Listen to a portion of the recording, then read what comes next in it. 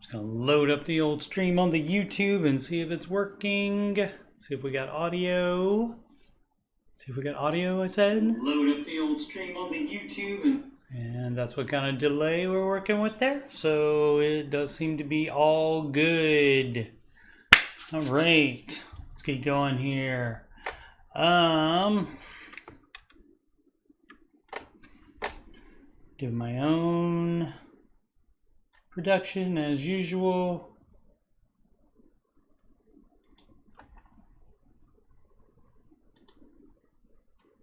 And I am Coach Steve Money. I'm a Ramsey Solutions certified financial coach, and you can schedule a free financial coaching consultation / assessment with me at calendly.com/Coach Steve Money.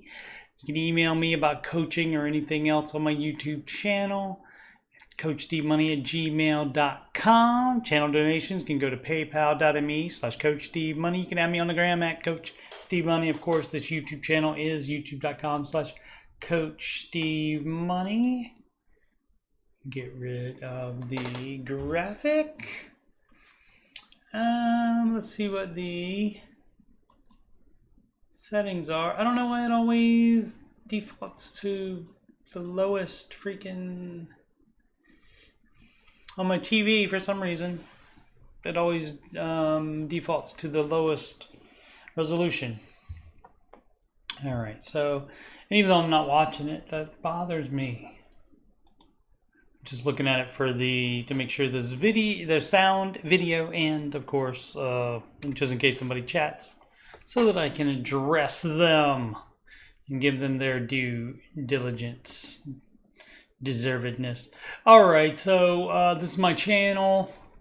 I did put up a highlight of the previous Ramsey coach. And there's no travel, and baby step 2 is the name of it. That's a highlight. Also made a 15-second short of that as well. So shorts seem to be hit or miss. I got I uploaded 2 different shorts from The Last of Us. And my play of the game, right, not the show. The first one got 1,000 views, and the second one got 5 views. I put them one right of the other. Maybe they don't like repetition or something, so they don't push it out there.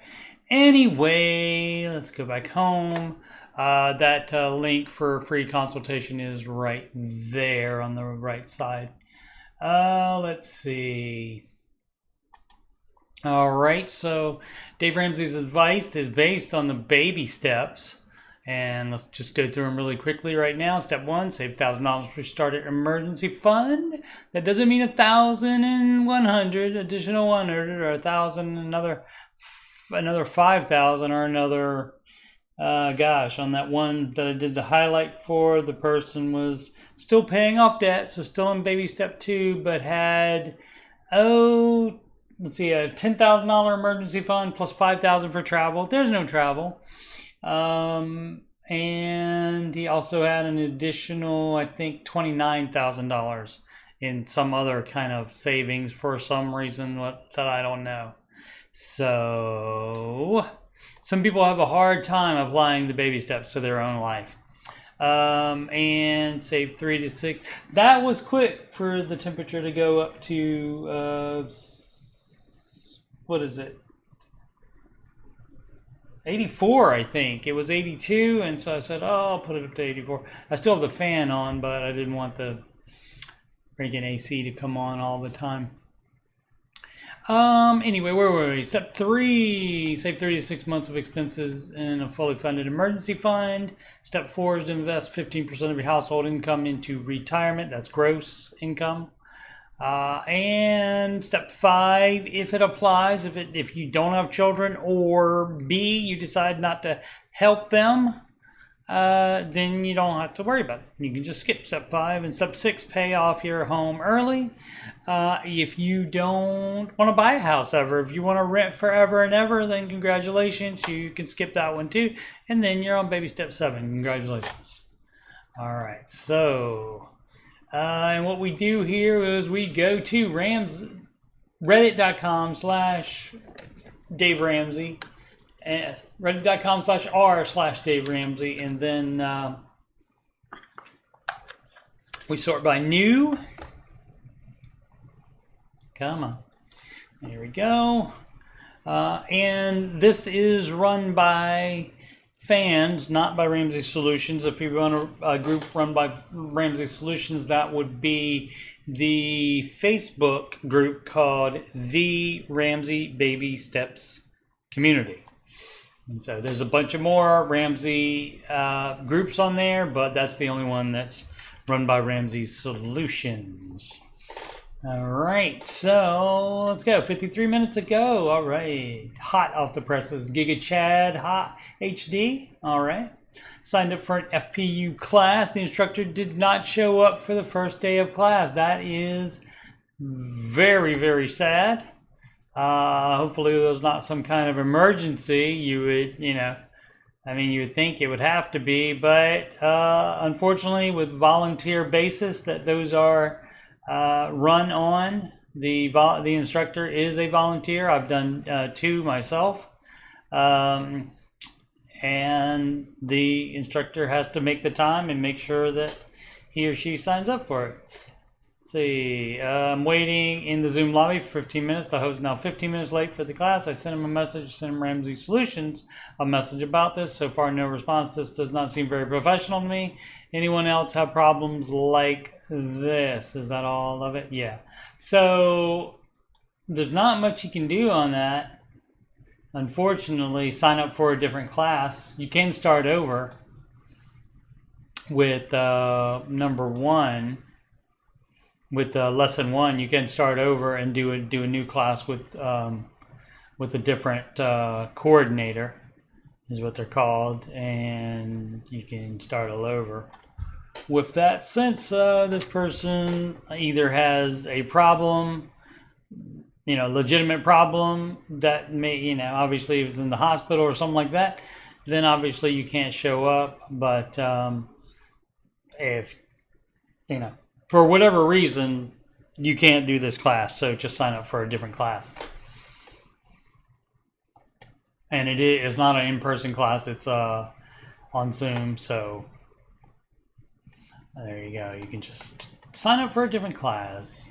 Easy problem. Understand it's not the best situation, inconvenient maybe, since you already planned to do it, a little letdown, I'm sure, about getting started, but hopefully that won't have that person decide not to do the whole thing just because of that one incident. All right, this from Maximilian. Baby step 6, divorcing, considering early retirement. All right, wife 52 F and I 52 male are getting a divorce after almost 30 years. Okay, till our son 20 male went off to college in the fall of 2021. My wife had never worked outside the home, but I always made enough money to support her staying home and then some. I always had a housekeeper and nanny. She's never really done much of either the housework or the child rearing. Past 2 years, due to being lonely and bored, son off in college, she's taken a low-wage job, which apparently she hates to work but loves her co-workers. Okay, and that can get you through a job if the people there are great. The divorce, because you got in a typical restaurant drug scene. I didn't know there was a typical restaurant drug scene. There wasn't any of the ones that I worked in. No interest in getting back out of it. All right, also video game addict, spends 100% of her time. Okay, so let's see what the financial things are. I understand you may need counseling to be able to deal with this life change, obviously. Is what I would recommend for that. But let's see, selling the home for $550K, and it's honestly, make sure to say honestly, we might not believe you if you don't say honestly, way too big for us and always has been. Son no longer lives at home. I'll be moving in with her parents now. I'm honestly, again, too much, people. Too much with the honestly. If you just type it, we'll believe you. Trust me. Not sure what I will be doing, or you just say it. My job is 75% travel. Okay. Use Ramsey, get household out from under student loans and wife's credit card debt in the 1990s. Excellent. Stayed out of debt since then due to my income. All right. Concerned that I'm going to take a serious hit in the divorce. You might, since wife has never worked until recently. I'm guessing she'll probably get 50% of the sale of the house. You don't know. Depends on state laws. Depends on how that works. There's a good chance the alimony will be close to 50% of my income. I don't know about all that either. Again, depends on the laws, depends on the judge you get, etc., etc. She'll also be most likely awarded 50% of my retirement. And please know I have no intention of fighting her over the money. She may not have been an equal partner financially, but she still put up with living like a single mother 75% of the time, despite the nanny, for a good chunk of, okay, all right. And what is the 20-year? I would consider myself to be in baby step 6. As we do still own the house, right? But only because we took out a 20-year mortgage when the son was born. And why did you do that? Oh, was that when you first moved in? Or so it's got, less than a year left. I see. Considering paying off the balance in full prior to putting on the market. Sure, why not? You get that money back when you sell it. I bought it for $250K, so we'll be making a real profit on it. Great. Yeah. What is selling the business and taking early retirement?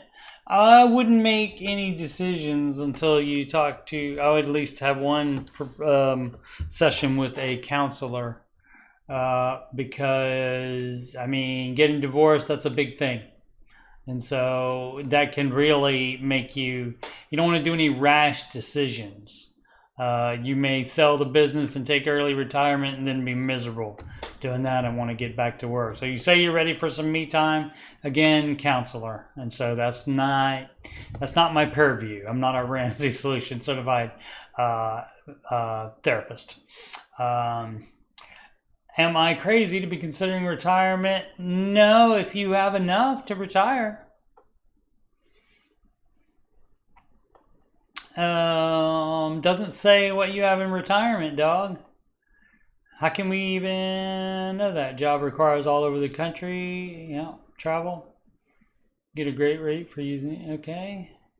Boat is the one thing that really matters to me anymore than my son. So is that an option? So that is an option I'm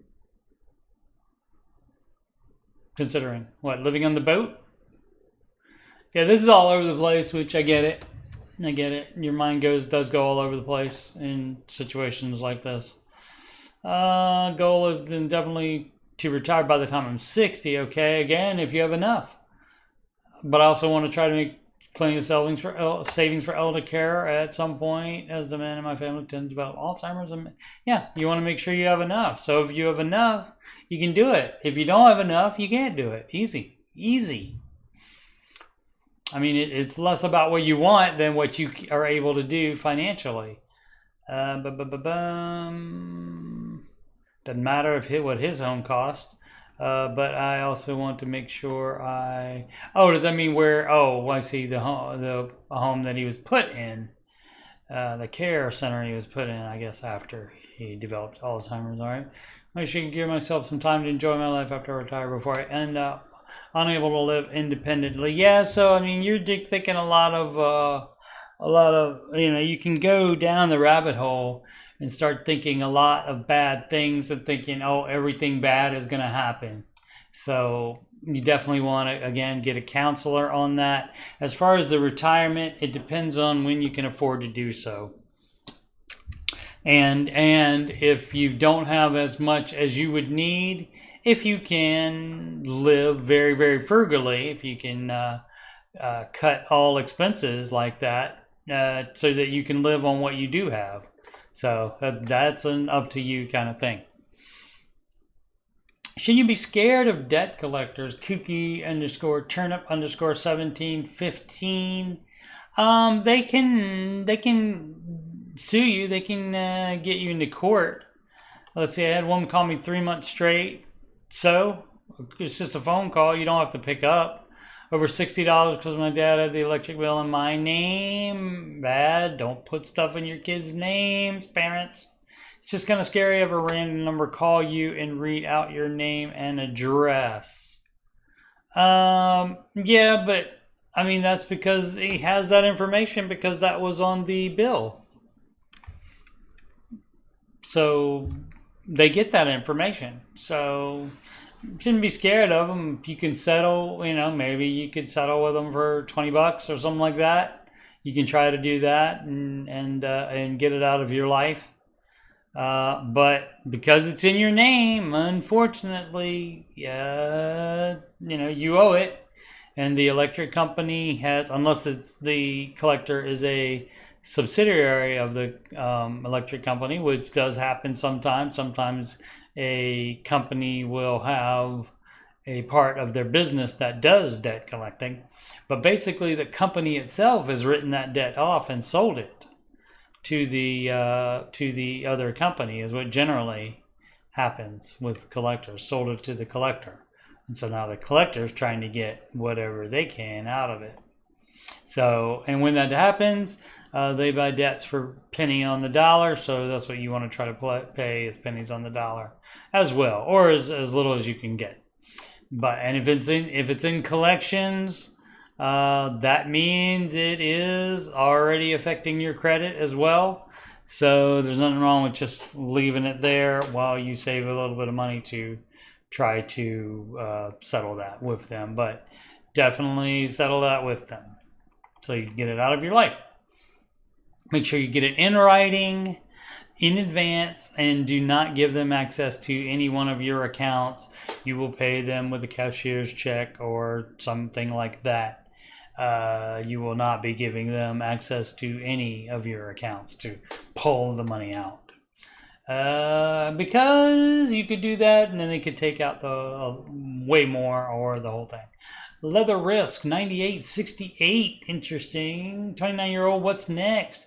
What are you all investing your 15% in? Specific mutual funds, ETS, 401k, etc. Well, see, this is two different things. The 401k is a type of account. A lot of people get that, don't understand that, or have a bad understanding of it.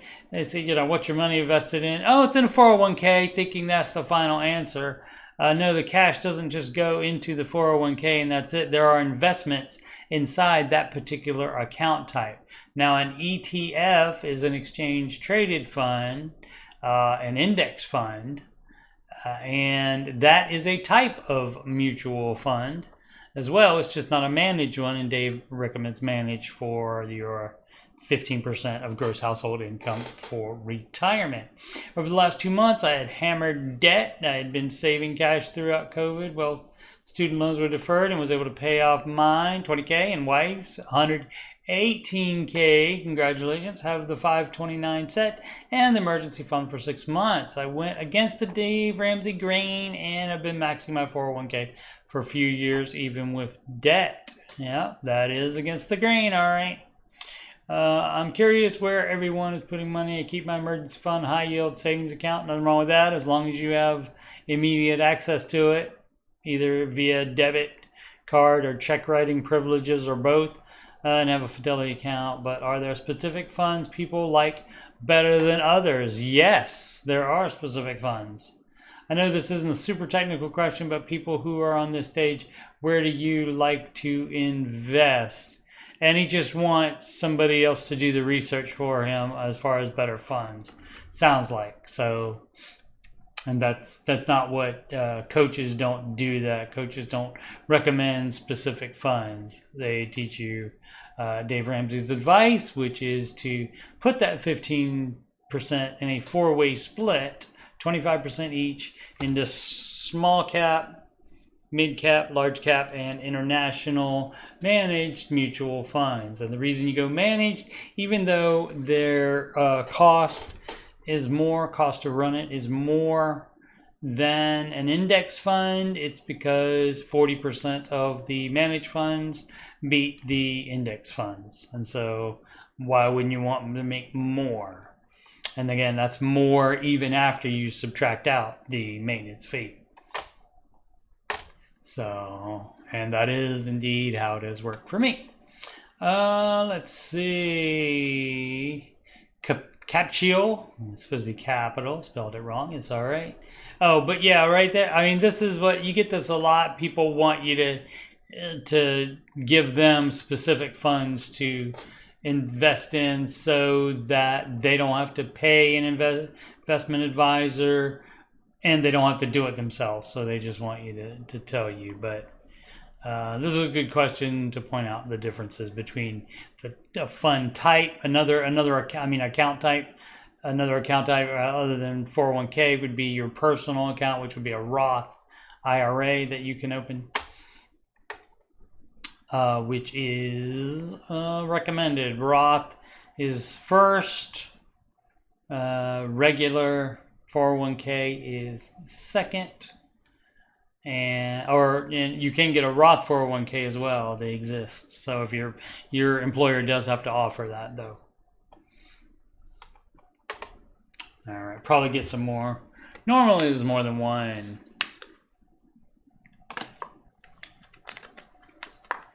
Investment question. Speaking up, this is from Lola Darling 108. Lola. Smart investor with capital choice. Hi there. I just met with a smart investor and he is part of Capital Choice. I'm assuming it would be capital. I don't know though. That could be the name of the company. He pitched to me about joining it and seemed somewhat like an MLM. Oh gosh, what is that? Multi-level marketing. Just wanted pyramid scheme basically. Just wanted to see if anyone else has similar experience with a smart investor, and if anyone knows anything about Capital Choice. Finally spelled it correct after, didn't work the first time, didn't work the second time, worked the third time, just like, oh gosh, I'm forgetting her name now. The daughter in The Sopranos. When she tried to park in the last episode.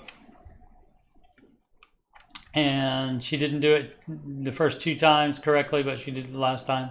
And then also something else happened in that episode. Well, no spoilers. That was related to that. Unfortunately, the smart investors are vetted. That's not the unfortunate part. They are vetted by the Ramsey team. But unfortunately, once after that, they are set out into the wild and they get to say whatever they want to. They get to recommend whatever they want to. And unfortunately, a lot of times, what they make the most money on is not the best thing for you, nor is it Dave Ramsey's advice. So they know when you meet with them, because that's how they got the recommendation from Ramsey Solutions. They are notified. That's where it comes from. So they know you came from Ramsey, and to still advise non-Ramsey stuff. That takes a particular kind of individual, but in the end, it seems like they're just trying to make as much money as they can. And so you do have those type that does happen. So unfortunately, you do have to know enough to know that they're not telling you to do Ramsey stuff. And then you bounce and you go with another one, and you call up the customer care line of Ramsey Solutions, and you report that one that he did that, so that they can deal with it in the manner they see fit, and then hopefully nobody else will have to deal with that particular situation with that person. Alrighty, Dallas Bob. Mortgage question. My wife and I will finish baby step 3 in 2 weeks. Excellent. When we get paid again. Our mortgage is going up again because of the interest rates increasing. Boop, boop, boo doo. I didn't set up the sound bites today. Increasing. So, and this is why you get a fixed rate instead of an adjustable rate mortgage. 5 years ago, we were paying $376 a month. Now in October, we'll be paying $552 NBD. Not a big deal to some, but to us, we just want to get 100% debt free. Well, you can't go back in time and get a fixed rate mortgage, unfortunately. So pay the house off. We finished with baby step 3. Well, let's see what the question is. Should we be as gazelle intense about this? No vacation, squeeze every penny towards a mortgage. That's up to you. You don't have to be. Forgo investing the 15%. Dave is fine. Like if you can pay it off in 2 years or 3 years even, Dave would probably go for that. I won't say 100% for sure, but Dave would probably go for that if you can pay it off in 2 years. Let's say we have children, so college savings doesn't matter for the context. 52, 48. We make a combined $68,000. We owe $27,000 on the house.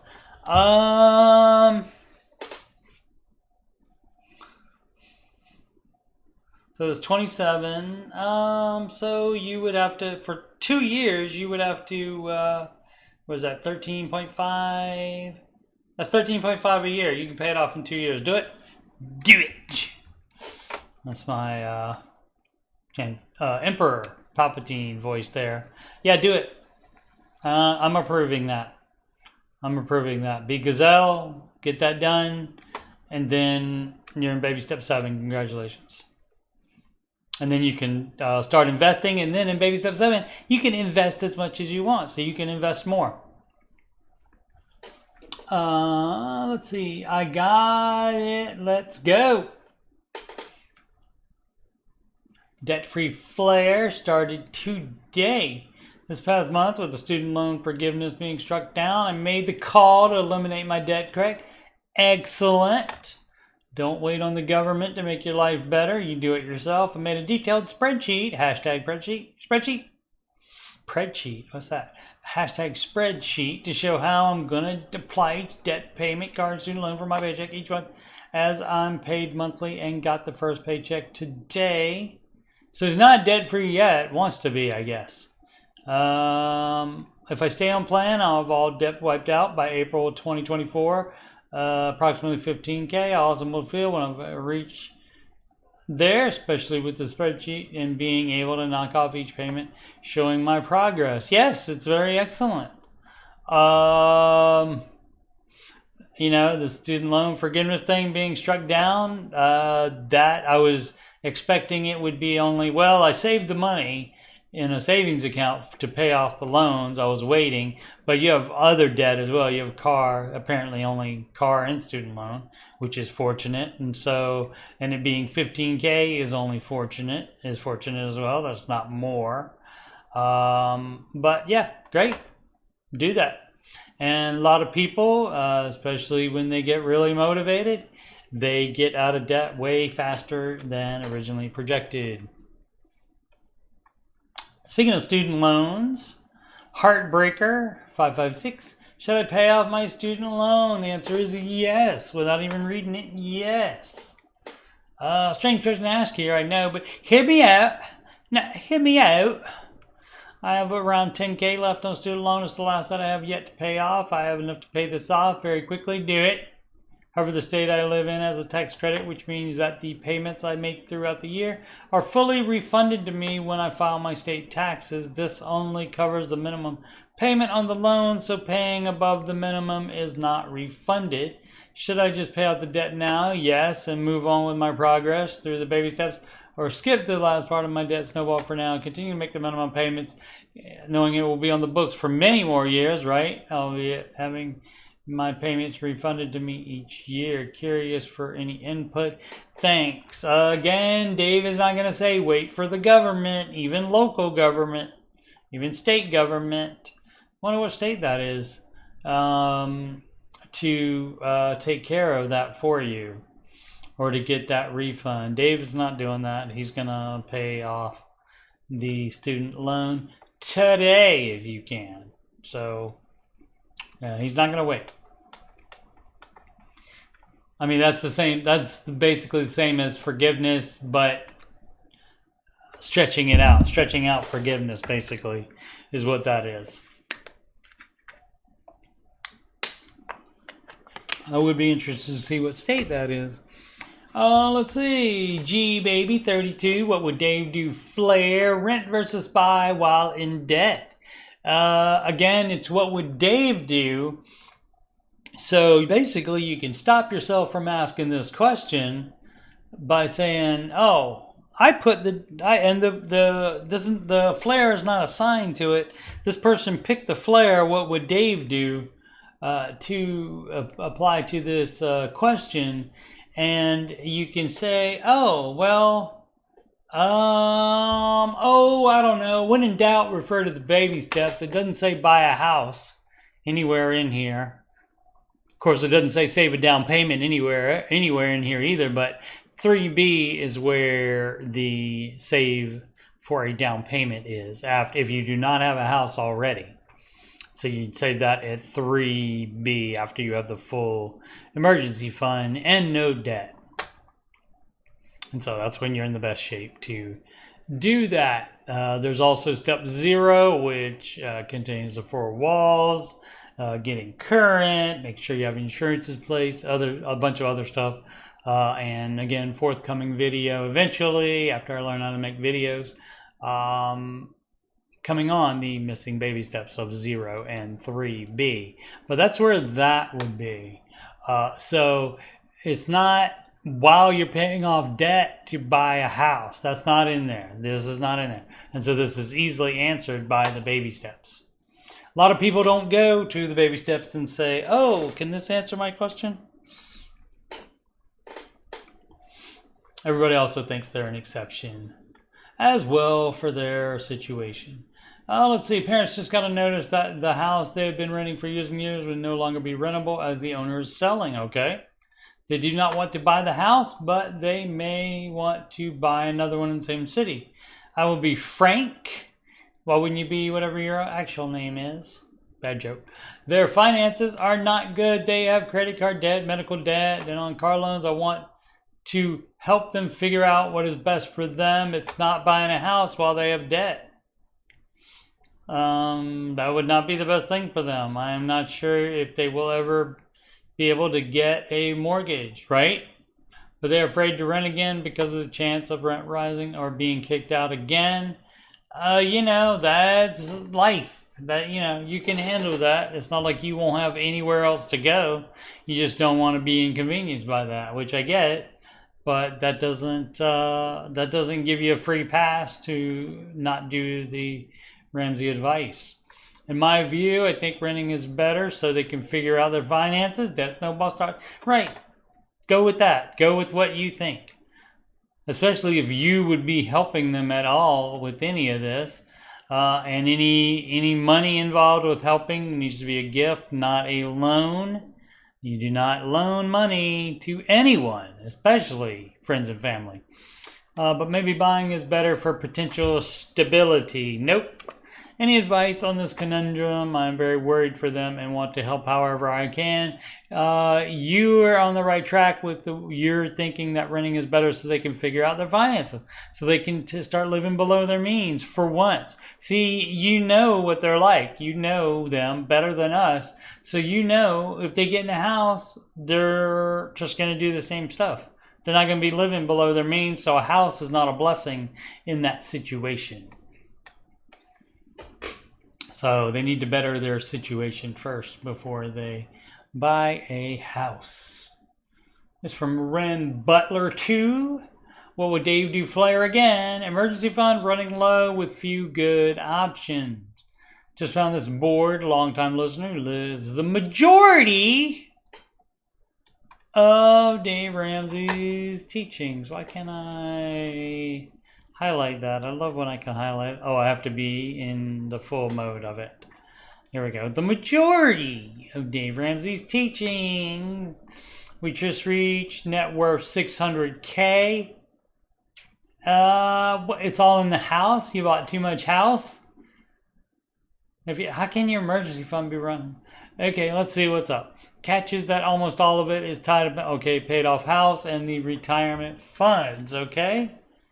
No student loans, no car debt, no mortgage, just a few thousand and 0% interest coming due soon, a few thousand. That means no, that means you're doing it wrong. So the majority indeed, by keeping debt, that is the majority of Dave Ramsey's teaching. So you're not living the majority of it. Because debt is the hallmark. Having no debt is the hallmark of Dave Ramsey's stuff. So you're doing it wrong. Not spenders, doesn't matter. No debt, doesn't matter. You can type anything you want here. The answer is still no debt. All right, let's run through it. Expenses for a family of 4 are a little under 40K a year. Does it say how much they make? Nope. Here's the problem. Income has been tight as a result of inconsistent employment. Fix it. Going through 5 layoffs takes the toll. Maybe try a different field then. If you're going to be laid off 5 times. Or figure out why the layoffs happen. Maybe it's the type of companies that you're choosing to work for, whatever. Figure it out. Now we need to pay a $2,500 deductible for a hail damaged roof. All right.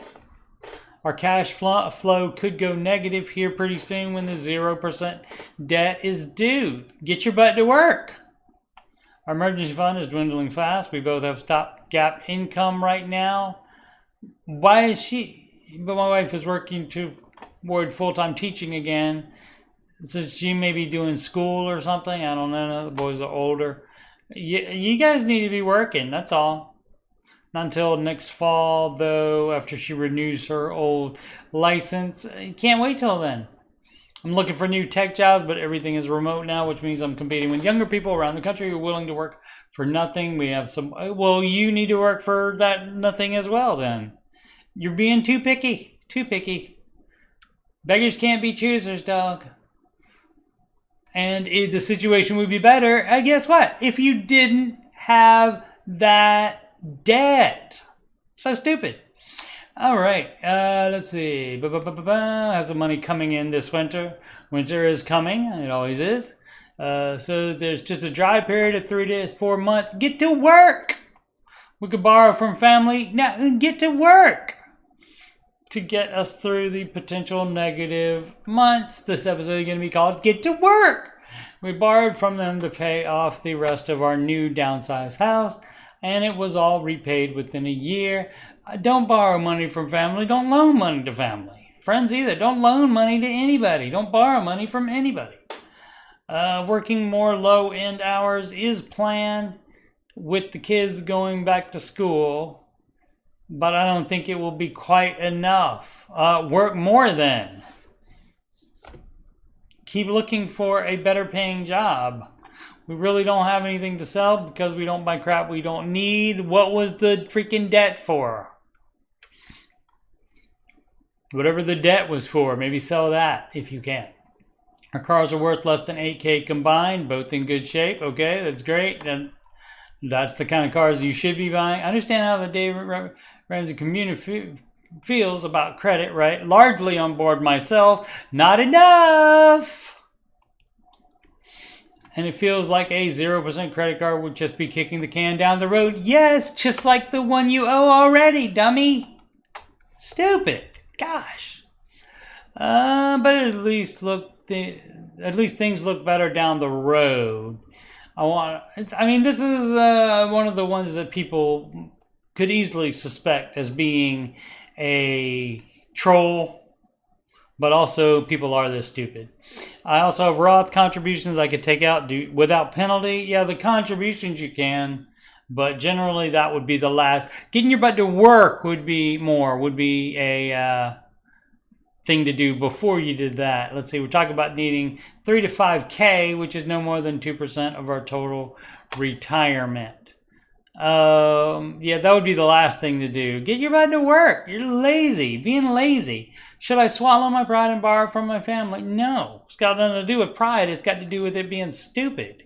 We've already been told they would help us with no hesitation. Of course, we will continue to work our income and expenses between now. No, you're not. You're not working. Constantly laid off. I'm talking about working low-end jobs. If you can work the low-end job, if that's all you can get, but you got to be working 60 hours a week then. Expenses between now and then to improve this situation as much as possible. Yeah, you're just, you need somebody to kick your butt. You need to call Dave and get him to rant on your dumb butt. Stupid.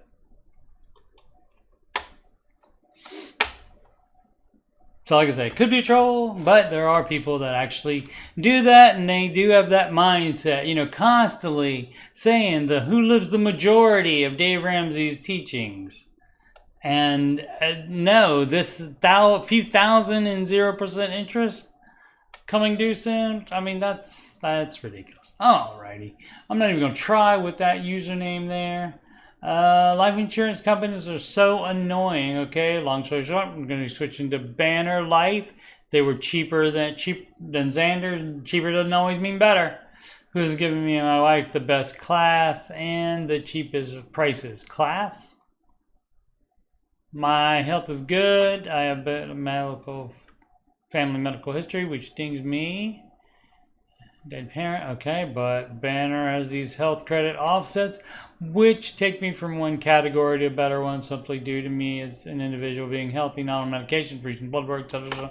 So I got approved almost immediately, no medical test. My wife was in a similar situation. They did in her early 40s. I've been with Giant X Insurance Company for 20 years.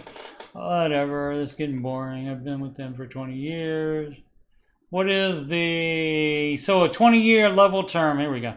None of this other stuff matters. So 20-year level term with a company who has approved me at a cheap rate and are in the top 60 in the world for life insurance company. Sounds good to me. Great. Great. Take it then if you think it's great. It's your money. You can do what you want. I don't know. He just wanted to rant about his bad insurance company. That's fine. It's the internet. You can rant on there if you want. DJ K Link. I already think I know the answer. Of course you do, because it's very easy. Baby step 5 flare there. So that is, if we go back, that would be saved for your children's college fund. That means you're already investing 15% of your gross household income. That means you already have 3 to 6 months of expenses in a fully funded emergency fund. That means you have no other debt other than a mortgage. And so that's what that means. Been doing Dave-ish for years. All right, still put the baby step that he's in there. And frankly, it works for us. Okay. Thank you for not using honestly, at least. In that time, I switched careers, triple income, bought a house, had 2 kids. Wife is incredibly frugal, educated myself on how to invest safe. We paid off all student loans and our 2 cars, healthy, emergency fund, saving for kids' college, and 15% in 401ks. Okay.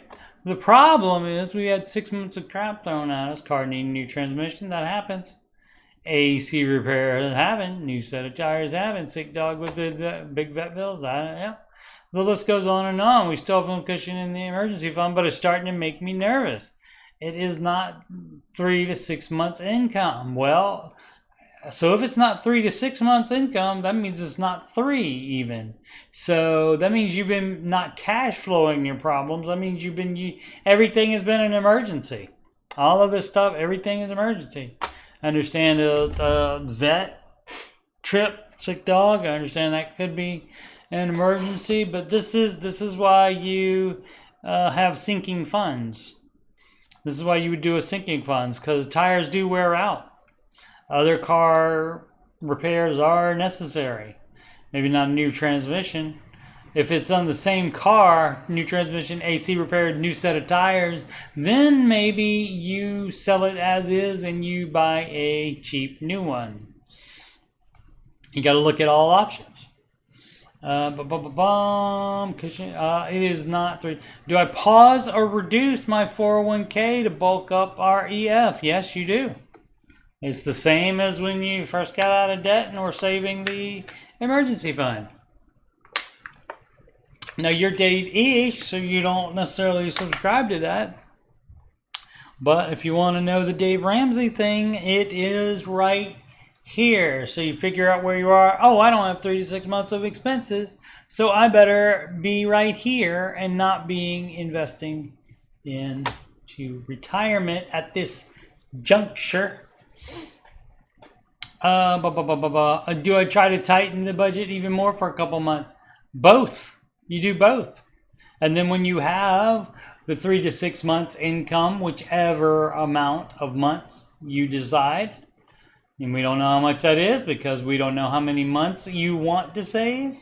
We don't know how much your expenses are. There are 2 variables we don't know, so we can't say how long that is. So whatever your full emergency fund is, get to that number, and then when you get to that number, then you can restart the 401k contributions. And yeah, get these expenses coming up. Get these expenses coming up in a that you know are going to be happening in a sinking fund, so that you don't spend that money, which apparently is what you guys are doing. Probably need to tighten the budget permanently, maybe even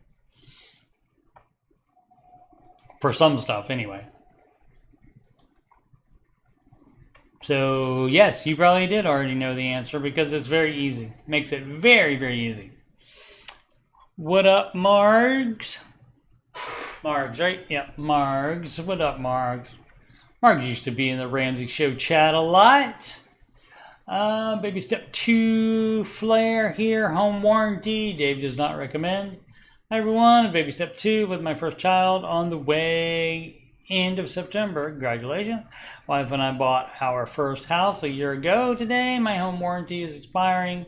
We are in historic mode currently, but plan to be consumer debt free by the end of the year once wife and baby are home and healthy. And that is the way you do that. You do historic mode until wife and baby are home and healthy. You just pile up cash. You pause baby steps and just pile up cash. Is a home warranty worth the peace of mind, or should I just save up the cash $784 and put it towards the debt at the end of the year? Yeah, Dave doesn't subscribe to any warranties of any kind. I've always been a fan of warranties. Dave Ramsey is not, so he's going to advise you opposite there because of the peace of mind as I work the steps. If something happens, it's $100 to fix it. Guaranteed, there are loopholes in those, where even if you have a home warranty, things can happen where you do have to pay more than you think you're going to have to pay.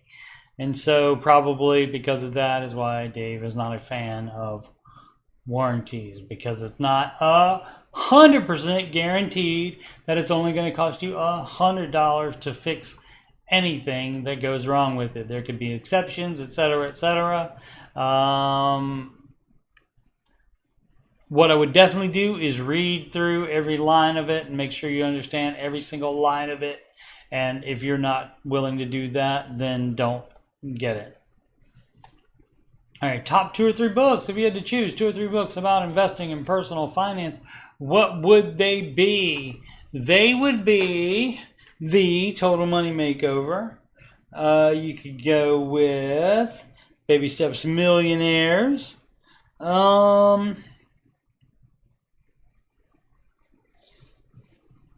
And then you can get a Deloney book if you want to go more into the counseling type of thing. He has one on anxiety.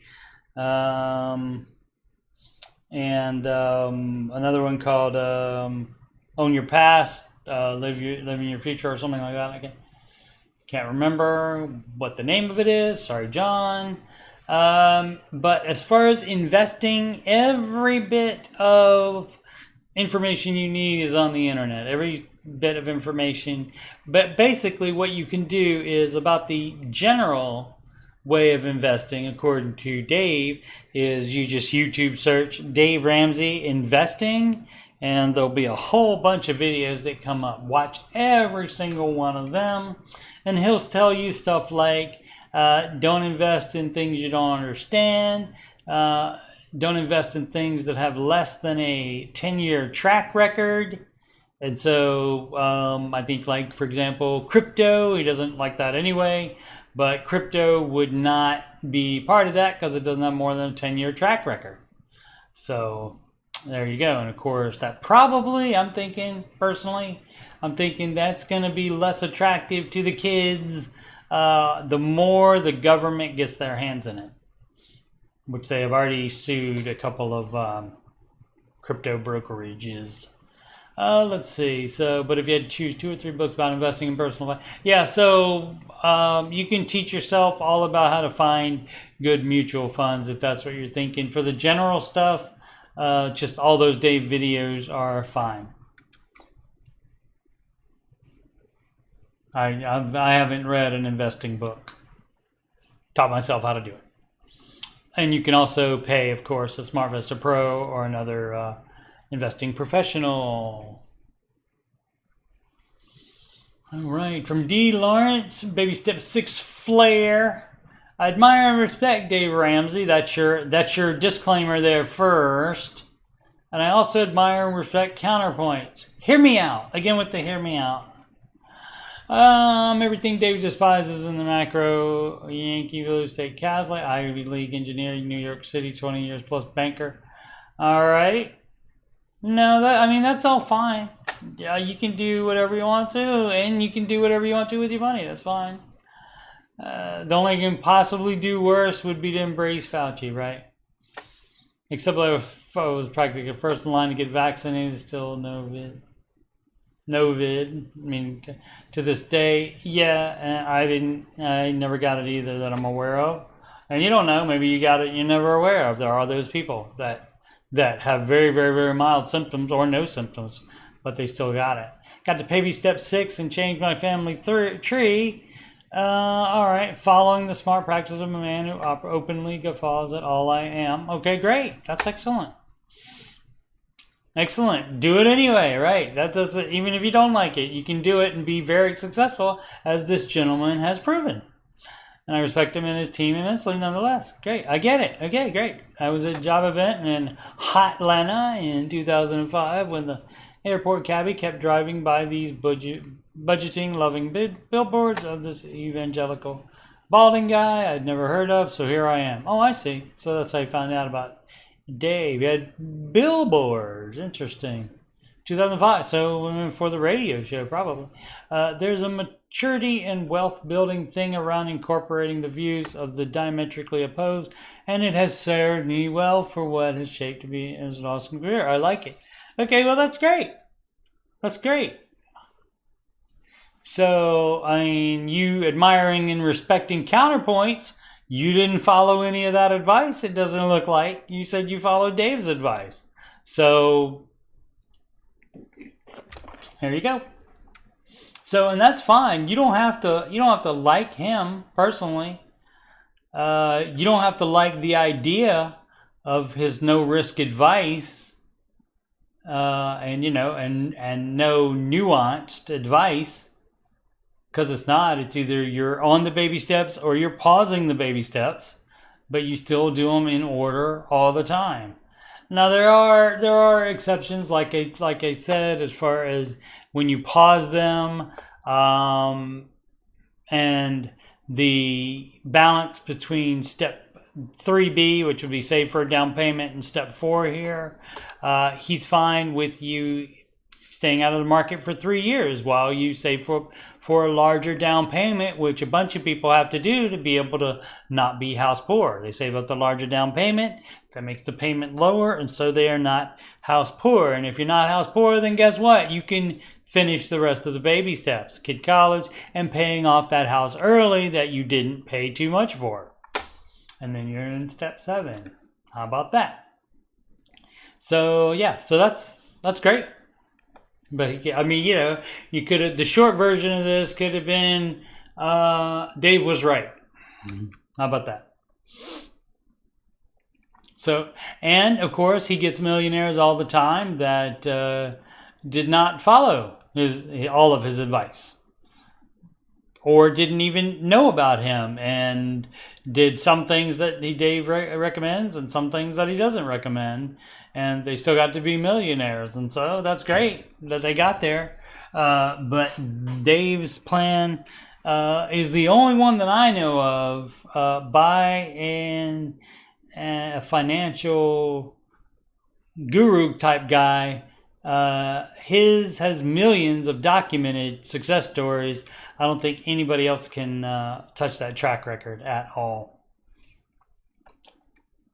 Let's see, first FPU class today. All right, hopefully this went better than the other one where the instructor didn't show up. Coordinator is what they call him.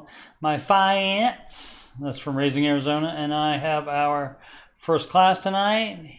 Here to everyday millionaires, family building, and real security. Excellent. That's like a toast. Here's to, yeah. Cool. Life requirement 228. Just realized we're millionaires. Excellent. Husband and I finally did it, and today realized that our net worth tops $1 million. Pretty anticlimactic. That wouldn't be to me. That would be like, oh wow, yeah. But still pretty dang cool. Be intentional with your money. It really works. It absolutely does. This from Palatable Reindeer. Interesting screen name. I guess I'm looking for some validation. Why not just do what you want and be done with it? Why do you need validation? Especially, why do you need validation on a YouTube channel or a subreddit that focuses on a person that does the exact opposite of what you did? Why would you search for validation there? I will never understand that. Am I stupid for spending $3,500 on Taylor Swift tickets? I would go ahead and say maybe in baby step 6, that would be fine. And on baby step 7, definitely you can do whatever you want. You can put whatever you want in the budget at that point. Along the way in the baby steps, you can, at step 4, you can start putting more fun things in the budget, definitely. But you don't want to go cray. Step 4, I wouldn't say would be a good place for Taylor Swift tickets for $3,500. Make around $280K a year though. Working in tech in the Bay Area. Expensive income. Definitely high cost of living area. Net worth around $750,000. Now, Dave won't even let you buy a new car at all, regardless of the price, if you're not million net worth. So let's see. If you have usually spends about $5K per month. I always wanted to see Taylor, and so I've been looking for tickets for a while. I budgeted $3,000 and I found tickets for $3,500, not too far out of budget. Well, if you budgeted it, it's probably not the best thing, but you did it, so just be happy about it. Why do you do that? Money is coming from my savings, no debt. If it's not coming from the emergency fund, if it's savings on top of the emergency fund, I would ask what those savings are for. Doesn't say anything about house, renting, or otherwise, or if it's paid off. That makes a big difference. Just feel slightly guilty for spending so much money to go to a concert. Yeah, she's great. Taylor is awesome. I've sung quite a few of her songs on the Ramsey show, after show. The last being not that great a version of Anti-Hero. Anyway, she's great. That has nothing to do with the fact that she's not great. And if she can get that much for tickets, great. Although these may be secondary market tickets, so you got your upsell on it. Let's see, but I know she is charging a lot for them, I believe, is what I heard on the grapevine. Let's see, guilty. I'm a very diligent saver, so this is something I've never done before. I could resell the tickets and get most of the money back, which is tempting, but I really want to go to the concert. What should I do? Again, for me, I mean, you're the one that has to make the final decision. So I don't know. I really don't know what you care about, whether what anybody else thinks about it. But since you asked, again, it's going to depend. Now, if you have a paid off house as well and you're in baby step 7, yeah, you can go see Taylor Swift for $3,500. So that's 2 tickets. So that's what, $1,750 a piece. So absolutely, if your house is paid off. And again, maybe if you don't have any other debt, you have a full emergency fund, you're already investing 15% of gross income into retirement, and you're still paying off your house.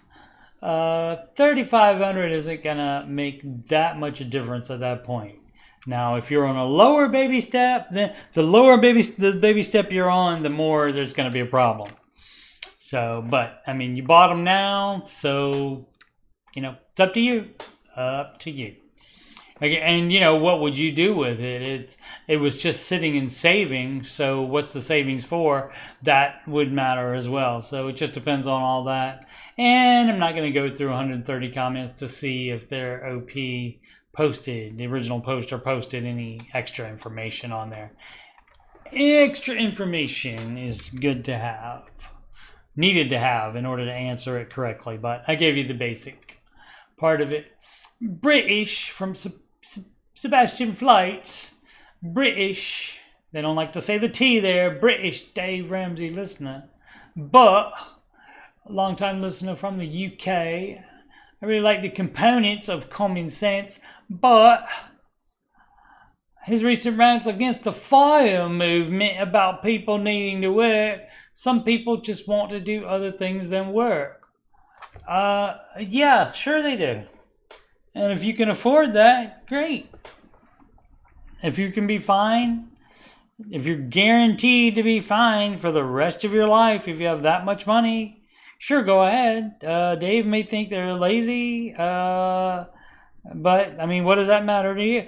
And I mean, I don't understand. I don't understand why everybody is fine. A lot of people are fine with people like Dave that have a particular plan and they have a particular way they want things to go and stuff.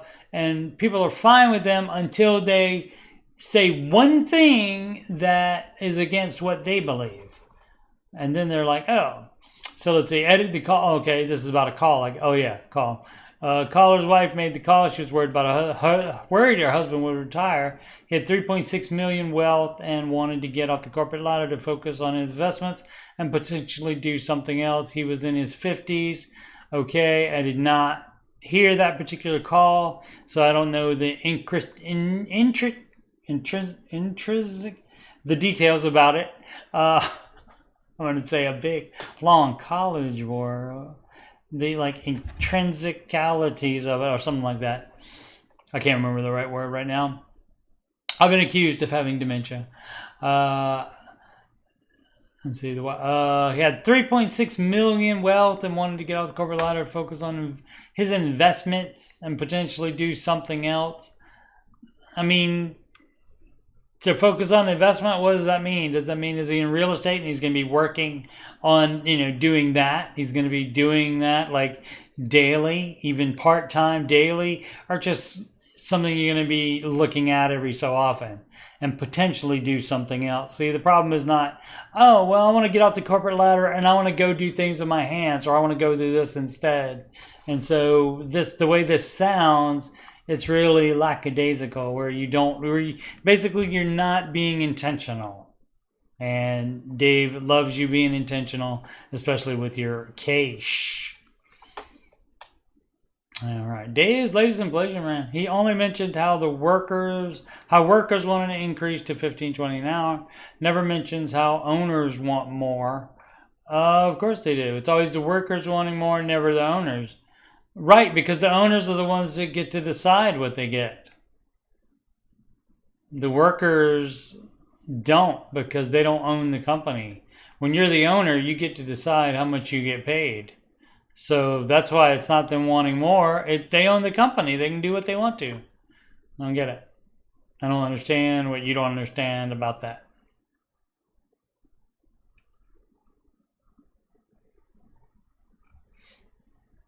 And if this is about UPS, that is low. I think the part timers were already getting $25 an hour, I think. But it may be some other thing. Again, I unfortunately cannot do the work. I can't listen to the entire show anymore. Most days, mostly. This is from Corky63, baby step 6. Money for a new roof. Have $24,000 in my emergency fund and $40,000 left on my mortgage. I will soon need a new roof for $10,000. I have this extra money now. Do I put this in my emergency fund or pay down the mortgage? Replacing a roof does not seem like an emergency, as it is well known in advance. No, it's not, but you can't have a sinking fund. So if you know this far in advance when you'll need that, let's see, I will soon need a new roof. Is this just something you're thinking that's going to happen because of how old it is?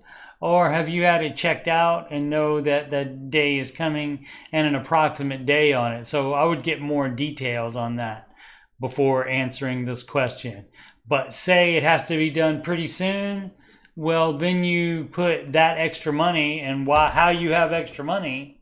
Well, you're on baby step 6, so you're just I would want to know, again, just like the other person, what is that extra money for? Why were you saving that? Like all that matters. I mean, it's extra money. Was it a sinking fund for something else, or was it a sinking fund to do the roof? If it was a sinking fund to get a new roof, then you leave it right where it is until you need a new roof. But yeah, replacing a roof does not seem like an emergency. It's not, unless you got rain coming in your bedroom and it can't be patched reliably. So, and also get more than one opinion. If somebody tells you you need to have your roof replaced, don't take the word of the first guy and then pay him to replace your roof. Because guess what? People that do anything in business, they can't exaggerate. Because if they exaggerate the need of it, then you're more likely to do it, and they are more likely to get money. And some people operate like that. Let's see, edit. I have 34,000 total now. So what was the extra fund? 24,000. So 10,000. Yeah, 10,000 extra other than the emergency fund. Again, I would want to know why that wasn't already put on the mortgage.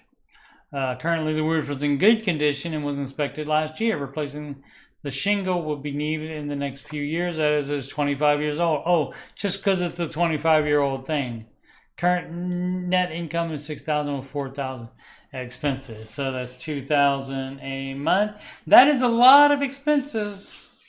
Might be a big family. I don't know. That's a lot of expenses.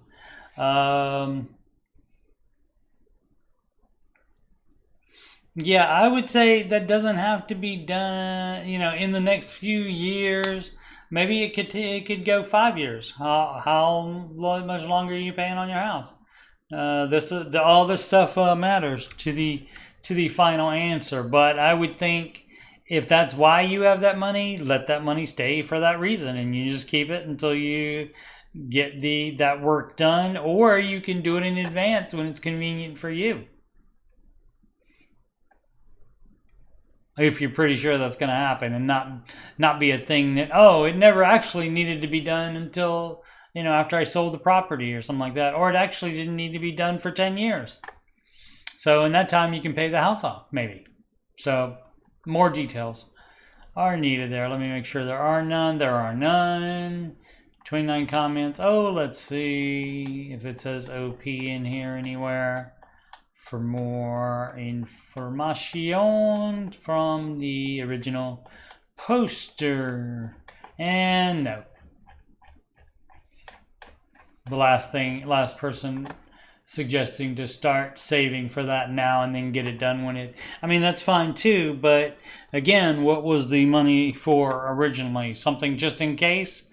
This is something just in case, so it all depends. Usual difficulty 5784. Dave Ramsey lifestyle. Well, his lifestyle is pretty good. He goes on vacation quite a bit. Dave-cation, I like to call it. We're finally doing it. We're going to get our debt and life under control. Oh, she's talking about the Dave Ramsey lifestyle before now. Dave Ramsey lifestyle, 35 years ago or something like that, when he went bankrupt. Okay, gotcha. Going to get our debt and life under control. My husband and I are both getting pay increases graduating at the end of the year, and we have agreed to use the rest of the year and plow through our debt to get our life back on track. Sorry, your question isn't boring. I just have weird sleep patterns lately. Help me with some lifestyle changes. Yeah, you don't do anything. What did you do that helped you the most? How do you live a true beans and right Dave Ramsey lifestyle? Gives me all the tips, please. We are excited to end this year on a high note. Excellent. Well, there's a lot of year left first, but yeah, baby step one flare up there. So yeah, do it in order, just like it's written down. Dave says, don't set foot in a restaurant unless you're working there. That kind of thing. So you don't do that. You eat at home. Basically, you don't do anything until you get the debt under control. Till you get out of debt and save your full emergency fund. As was on the last one, somebody had an extra had $10,000 saved in the emergency fund while still paying off debt.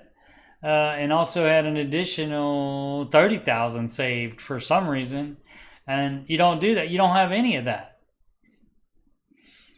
You save $1,000. That's all you keep for savings while you are paying off debt. Everything else gets applied to debt, and all your income gets applied to debt, and just your basic necessities for living. So yeah, you just got to cut the, I mean, maybe, you have one streaming service. Just pick the one you watch the most, and the rest of them you cancel all of them. Any kind of junk like that. Any kind of where they send you food, where you have a subscription to anything. Cut all that stuff out. Like where they send you food and stuff, that's going to cost you more than you going to the grocery store and getting the food and making it yourself at home. That's going to cost them way more. So yeah, any kind of subscriptions, look at those. What else? Gym, you can exercise at home. You can run out in the world. You don't have to be at a gym to do that. So just cut out anything you can think of. Only do necessities. Let's see. Good part-time physical jobs. Hey everyone. Channeling Manor Dave here. I'm 27. Moved back home after a breakup. And I hate it when people say move back home. Home is where you live. This probably means he moved back in with his parents. That's not home after you move out. Sorry. After a breakup earlier this year, by definition, it's not. And I'm looking to pay down some debts and stay busy. Yeah, good call. There, I did that exact same thing. Exactly. And the work that I found was like immediately when I first, after I got broken up with, and I was... it took me longer to save 3 months emergency fund during that time than it did to get out of debt. Just because I wasn't being intentional.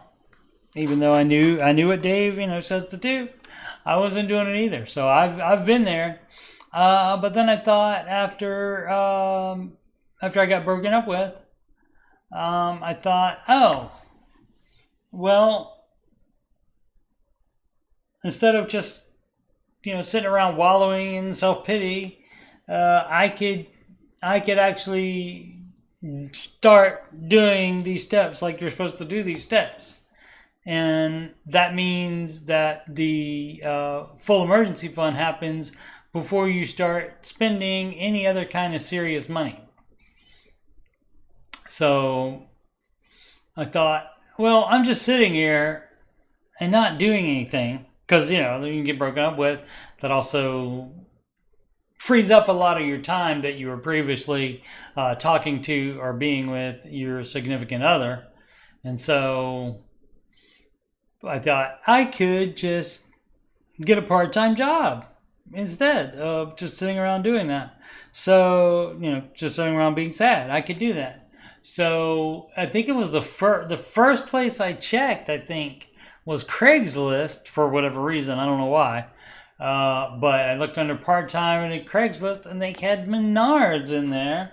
And Menards, for the people not in the Midwest, Menards is a big hardware store, just like Home Depot or Lowe's. And so they had a part-time position listed in that, and the hours ended right before I would basically I would have to go from one job to the other, so there wasn't downtime in between. I could just drive from one job to the other. And so I worked for Menards for 5 years. And I quickly finished my emergency fund. See, I work a 9 to 5, well, 8 to 5. Now, 8 to 5 is common because then they make you take an hour off for lunch. And due to the hybrid nature of the work, I work 4 days from home. Interesting, sitting in a desk chair throughout my shift. I have a gym membership, but I've been slowly stacking on the pounds since college, and could be much better about going every day. If you're not going to the gym, that membership money is a waste. You got to go if you're going to be paying for it. But don't pay for it. You could perhaps find a way to not sit as much. I currently work in a call center, and I stand up a lot. So that you're just not sitting there. So, you can do whatever you want to. I don't know what kind of work you're doing, but here or there, I mean, you could even do curls with a weight or something like that while you're reading something, stuff like that. It all depends on what you want to do. Let's see. Beyond the benefit of getting extra cash, I think the commitment of a physical job will help me get my steps in. And yeah, that also was good as well because I was a stocker, and that did involve forklifts and heavy boxes and such. And so that worked out great with my computer repair job, which was not that physical. So yeah, that did work out great. The combination of them. So I definitely get that. And so yeah, I would certainly recommend that. Significant nail. Help a clueless new grad. Would you take a low salary in the current market, even when you could possibly get higher if you wait longer? How long are you going to wait? I mean, that's somebody can choose to do that, and then here it is 2 years later, and they still don't have it, and they could have been working that low salary job the whole time. Nobody's saying you can't keep looking after you start working. Huge Ramsey fan, ready to fire. The fixed income, retire early. That doesn't really matter as far as doing that. If you follow Dave's advice, you certainly could be in a position to do that later, but that is not part of Dave's plan. I just graduated college, but really want a job. I want to go get my own place. Right now, I'm looking for salaries in the 85 to 90 range, but I've been finding jobs that are significantly lower, around 60 to 65K. I know if I waited longer, I could get a higher salary. How do you know? But I don't want to be jobless for too long. That's a good idea to not be. Starting to get cold, and I need my own place to have friends over to warm me up. Okay. Would you guys take a low salary when you're starting off your career? Yes, if it takes too long. When did you graduate? If you just graduated, just like in May, I would probably set September as a date to take a job, at least. As far as getting your own place, you gotta make sure you can afford it. So make sure you're not in a high cost of living area, because I mean, 60 isn't bad if you don't live a spendy lifestyle, maybe, but it depends on what is the cost of living is in your area. Let's see, how would you negotiate when you know the salary is now in what you expect? What does that mean? Lower than you expect? Should I just buckle down and only stay in my range, even if it takes longer to get a job? No, I won't. I wouldn't do that, because you don't know. You don't know. If you wait for a higher salary, you could be waiting 2 years from now. So I would definitely start working, and then maybe keep looking if you think you are being underpaid. Maybe that 85 to 90 range is just what you want, and it's not realistic. So definitely look for realistic examples, real world examples of the salary doing what you have been trained to do. And also, you're new, so you're not going to make as much as somebody that's been doing it for 5 years already. So you just got to have those expectations instead of just what you want. Z-Eros-Day. Initial emergency fund, special circumstances. All right, well, there's generally no exceptions. Almost never are there exceptions. Let's see if this is one. Tried to call in the show, but we know that's tough indeed. I want to know how much I should save in baby step 1 for our special little situation. A husband, 3 kids, and I live overseas while our family and our eldest parents live in America. Okay. Last year, my mom went in dialysis, and I thought it was important to be with her during that transition for her to see the kids. And there went our emergency fund plus more. Both my husband's parents and mine have health issues. I get it. I understand that. I don't know if that's emergency fund worthy.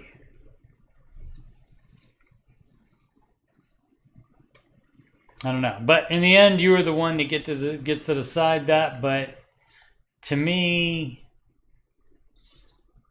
I mean, just being on dialysis doesn't mean. I mean, it depends on what the prognosis was. If the prognosis was is after dialysis, you're going to be a lot better, then that would be different. Let's see. Should we save up for emergency plane tickets for the 5 of us on top of the regular $1,000 emergency fund? Tickets cost up to $1,200 a person.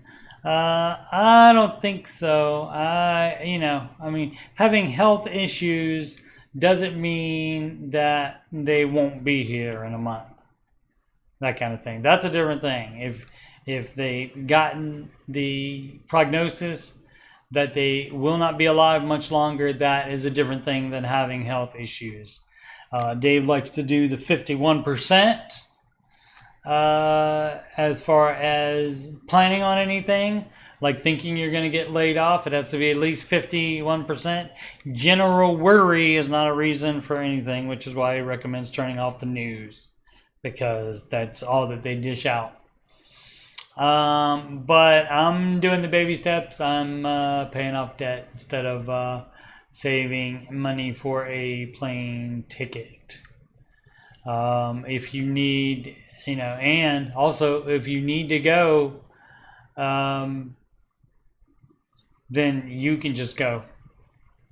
You don't have to load up the entire family to go, especially on this time, because it's you have to take care of your family, and part of that is paying off all your debt, doing these steps, so that your kids will be in much better shape, and they won't have to deal with that.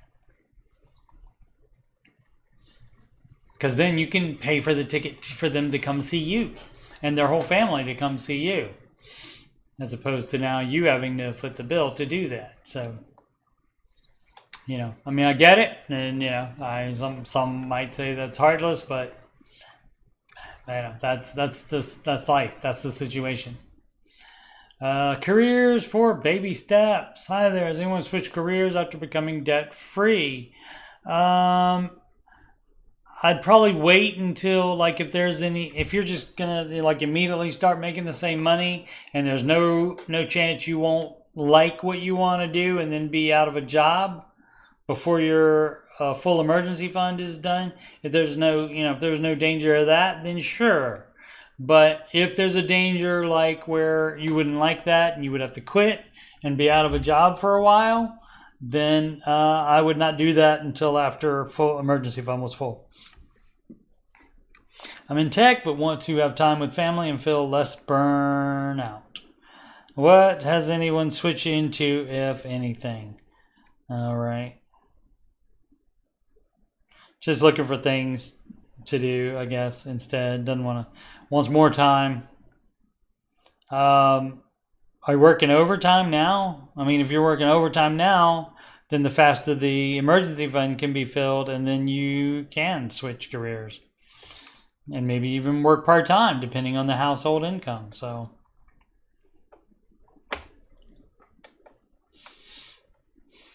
alarmed _ hearing 9722. Trickiness, moving from baby step 3 to 4. It's tricky to Rocco 92. I don't know how that goes.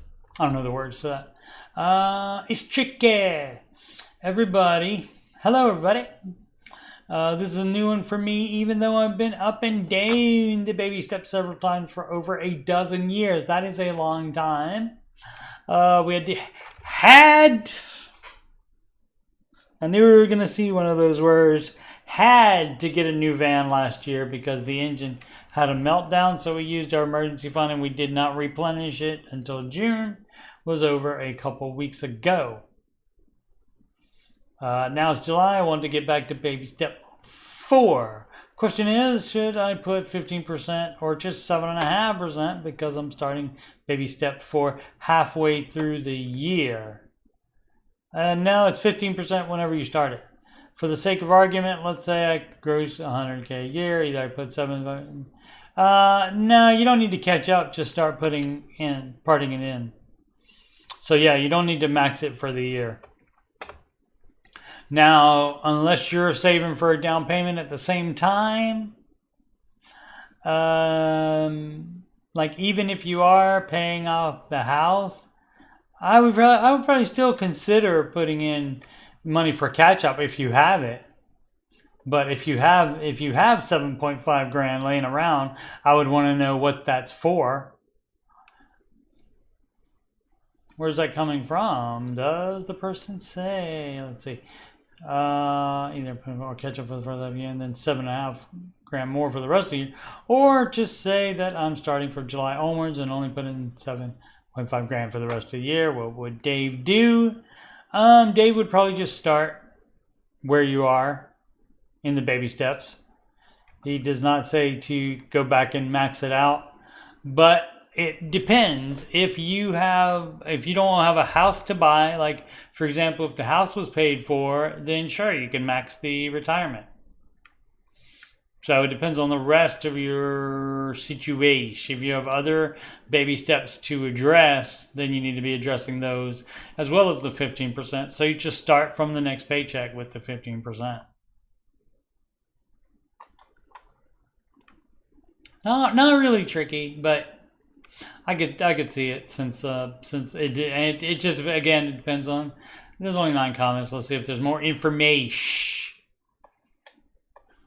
from the OP, and you would be able to tell because there would be a little OP in blue next to the person's name, and it would be the same name as there. All right, what time is it? 8:30. So I've gone an hour and a half. Probably good 2 hours. I like to talk. You people. Oh, did my seat go down? No, I might have just slipped further away. Wardam 2029. What would Dave do? Flare. Super nervous about end of student loan freeze. Why? Need help managing next steps. Why? It just means, oh, you got to pay for it now. You got to pay for your loan. Just like everybody else that's gotten a loan for different things have had to pay for it immediately and didn't have any freeze on it. So you just got to do that. Why would that make you super nervous? The time to be super nervous was when you signed for the student loan. Let's see, hey guys, first off I want to say I'm extremely nervous. Why? And anxious. Why? About the student loan freeze coming to an end. I've been losing so much sleep over it. Well, you shouldn't have put so much stock into it, into the government helping you. Into the government helping you out of something. You need to do that yourself. I need help with the upcoming student loan freeze ending on August 29th. Sure. Currently approximately $180,000 in graduate student loans with the following breakdown. You should have been losing sleep during the freeze too. That's a lot of money. Different interests on that. The interests don't matter. You would pay them off smallest to largest. So that one would be first. I don't see the problem. If you want to feel better about it, don't wait till August 29th. Start paying it off now.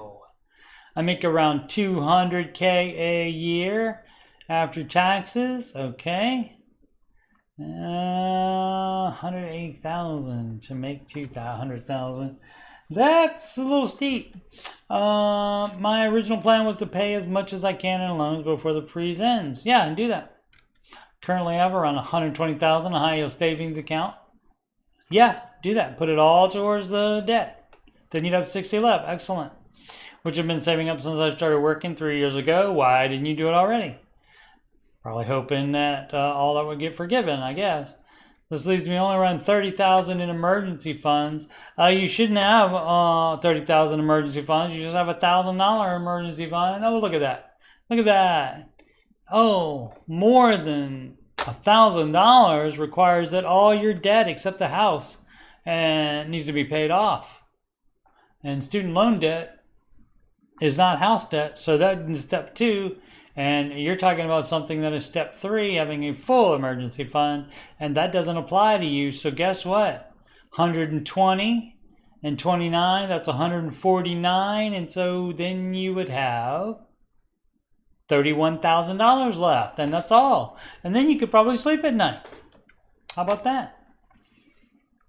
I also have 40,000 more in investments slash other high yield savings account I can pull out if needed. Oh, okay, pay it off then. Pay it off today. Do you think it's worth it to pay loans to all of them? We don't care about interest rates. We do not care about interest rates. Refinance, why? Just pay it off. Alternatively, I was thinking about doing pay or repay. I'm assuming I won't be able to do pay. Requires partial financial hardship, which I had before starting to work a few years ago, but now you don't. Know that it will take 25 years for graduate loans for forgiveness. Yep. I'm not sure I want to be in debt until I'm in my late 50s. I wouldn't want to be either. However, on the other hand, spending around $100K outright before the freeze ends makes me a bit nervous. But more importantly, if I would technically be spending more money than I would have to, rather than paying minimum amounts till forgiveness. I don't know what all these little emoji things are. I'm also thinking about engagement marriage in the next 2 years. Next year, 2 years, respectively, which has been on my mind due to the cost. That's free to get engaged. And it's also very little cost to get married. You do not have to do a great big marriage. You don't have to spend that. So that has nothing to do with it. Just don't have an expensive wedding. Any suggestion to manage my student loans would be extremely appreciated. Pay it off today. Here's the Ramsey advice. Does this say, what would Dave do? Flare! What do you think Dave would do? Seriously. Seriously. The person that posted this seriously didn't know what Dave would say? I mean, if you know enough to go to the Dave Ramsey subreddit, you would think they would know that. So you're losing sleep with 120,000 in the bank. Pay your bills, small or large, it's going to be okay. Yep. Which could be all of them. Have enough in savings to pay them all off. Granted, you would have no savings then. You would have just $1,000 in savings, or maybe a little bit more after paying off the student loans. But then you have your entire income to replenish that full emergency fund. Habit upstairs, 369, baby step 4 and a home. All right. Well, officially debt free. Excellent.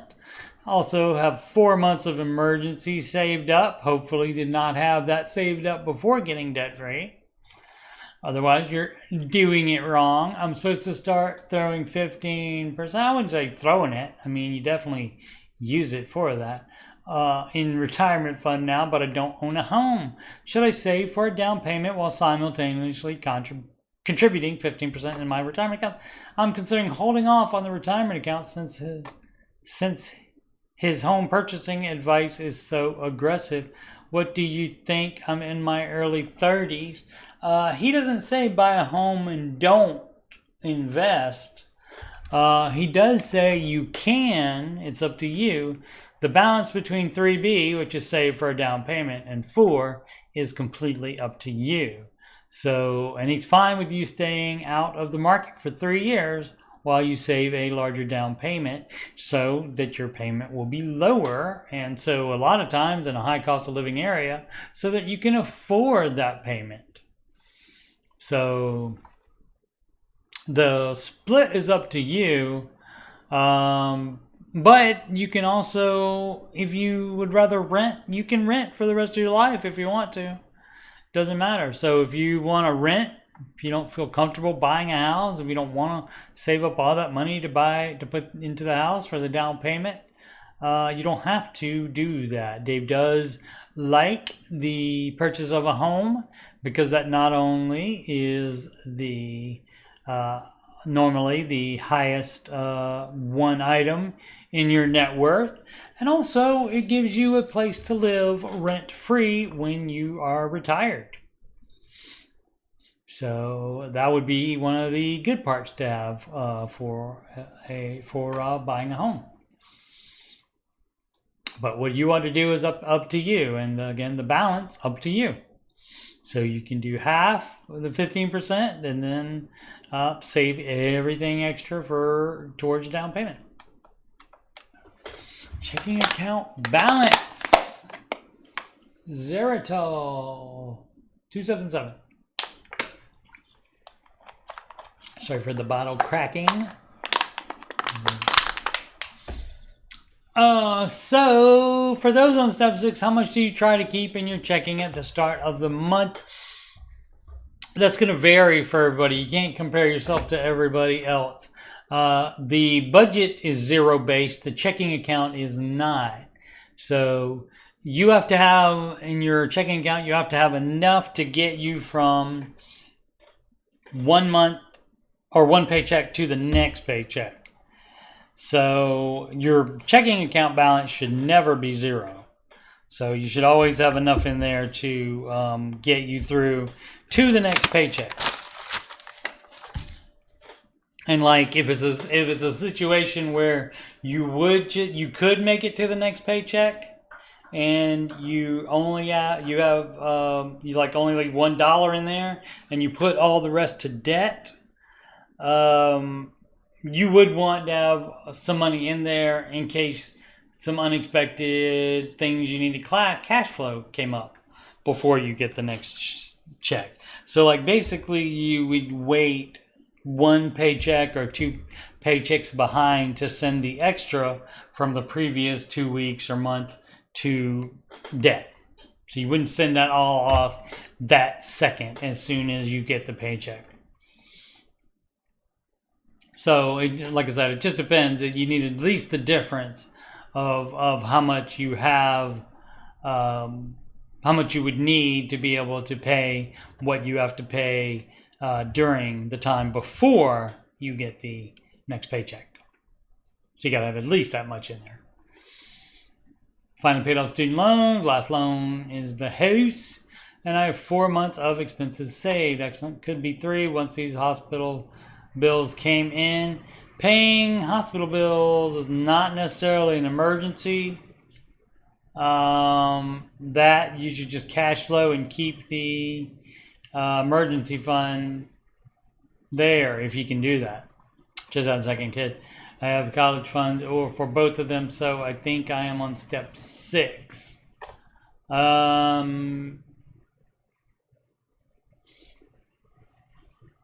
Yeah, I mean your emergency fund doesn't get to fluctuate just because you have bills coming in. You don't all of a sudden go to 3 and 3 is fine. There's a reason you had 4 months because that's what you wanted, and so you need to keep it at 4 months. And so you should definitely cash flow hospital bills if you can. I'm in an odd position too. My earned income is 56% of my take-home pay, and the other 44% is passive, and passive comes in on the first of the month, but most of my bills come in the first of the month too. That's not an odd position. You just work around that position when the money is there. You still be intentional with every dollar, which is where they got the name for the app from. You're intentional with every dollar that comes in. Doesn't matter when it comes in, you're intentional with it. And so you plan out your life so that your pay dates can fulfill your obligations, your expenses. And so, but yeah, if just because hospital bills come in doesn't mean, oh, that's an emergency. No, it's not. No, it's not. Now, if it's hospital bills for the kid and you pause the baby steps like you should have while being pregnant, then you would have the money for the hospital bills. That would come out of the extra that you had saved. If you didn't pause, then do minimums until the hospital bills are paid off. Oh, you just have the house. Oh, the last loan is the house. Okay. Yeah, just don't put any extra on the house while you pay off the hospital bills. Keep the emergency fund up there. Justin Burt, 1, seeking advice on small business. People, I don't get it. I mean, not everybody is foreign, right? There are Americans. I'll know all the time they do this. It's advice, seeking advice with a C. Advise is the verb. I'm going to advise you on something. Or like advisor. He's going to advise you on something. Advice is the noun. Not sure if this is proper subreddit. Oh, it doesn't matter. You can ask anything, apparently. To be asking this question. So sorry if this is a place. 20-year-old who over summer, I mean, it involves money, so why not? Decided to go all in on reselling. I quit my supervisor position at UPS to focus all my time on this. I hope it was making you more money than UPS was. Currently, I'm sitting at about $70,000 in sales with about $40,000 in product costs, shipping costs, and other miscellaneous expenses. In how much time? So that's that's $30,000 profit, but in how much time and what were you making in your supervisor position at UPS? So might not have been that smart. Let's see. I've only been doing this for 4 months, so 30,000. So that would be like 90,000 a year then, if it continues at that rate. Not guaranteed. Your supervisor position was probably guaranteed unless you were not a good employee. So that's something to consider. You're when switching from a side gig to making that your full gig, it has to be able to replace the salary of your full gig. I've only been doing it 4 months, but I'm starting to get worried about what my taxes are going to look like. Oh, that didn't take out taxes. Beep, beep, doo, doo. Well, you can claim the costs and expenses. You can claim those. And so your profit would be minus all of those. So there's 30,000 different. So there would be 30,000 in income. But again, you can write off the product costs, shipping costs, and other expenses. You can write that off. So that may take some of the hit off of that. But yeah, you need to do this with taxes in mind, my friend. Doesn't take anything extra out for tax reasons. Yeah, they take taxes out on the cost of selling it. They take the sales tax out, but not save tax for you for other things. What should I do to minimize the amount? You can write off all this stuff. Keep all the receipts. Come next tax season, I'm keeping track of mileage in my car. Yep. All that, yep, and that'll lower it. But again, you may have should have looked before you leapt. Also have every single purchase ever needed for my business, such as tracked as well, and you can claim all that. Any help would be appreciated, and if this is in the right side, if you can point me. Yeah, this one is fine. I'm sure one of the 6 comments pointed them in the right direction. But yeah, you have to account for the taxes, and Dave says put away 25% of that. So if your profit is 30, put away 25% of that. So so that's 30. So yeah, so that would work out to 90 a year. Right, let's see, times 3, yeah. 90, that would be 90K a year before taxes is what that could be.